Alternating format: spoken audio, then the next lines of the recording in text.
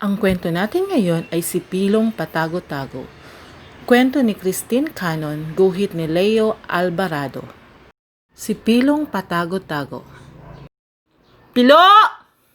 Pilo! Asan ka ba nagtatago? Pilo! Pilo! Pumasok ka na sa bahay. Maligo ka na. Anak, kanina ka pa naglalaro sa labas. Bulaga!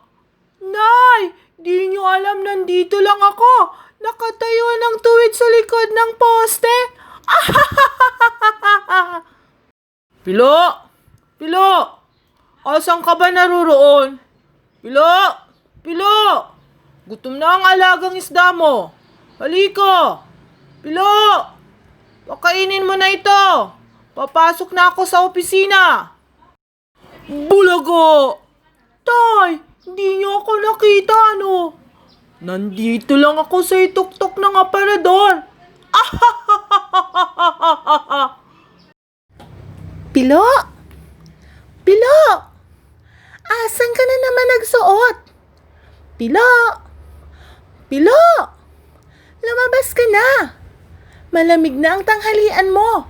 Kanina pa ito nakahain sa mesa. Bulaga! Ate Bebe, hindi mo ako nakita, no?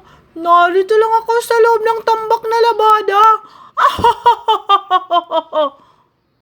Pilo? Pilo?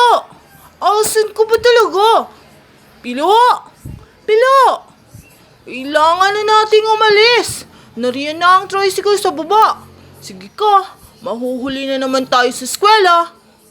Bulaga! Kuya Ray, di mo ko nakita, no? Nandito lang ako sa gilid ng kama. Pilo! Pilo! Alis na tayo! Anak! Pilo! Pilo! Bibili pa tayo ng pantalon mo. Bulaga! Di ninyo ako nakita, no? Nakasiksik lang ako sa gitna ng aking mga laruan. Pilo? Pilo? Nakapili na ako ng pantalon mo. Pilo? Pilo? Halika na. Isukat mo kung kasya ito. Pilo? Pilo? Nasaan ka ba talaga? Pilo? Pilo? Nag-aalala na ako.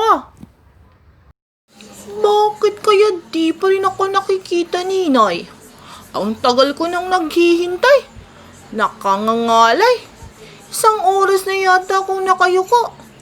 Sige na nga, lalabas na ako. Inay! Inay! Bulaga! Pilo! Nandito na si Inay. Akala mo, di kita makikita, ano? Tahan na, anak. At dyan nagtatapos ang ating kwentong pinamagatang Si Pilong Patago-Tago.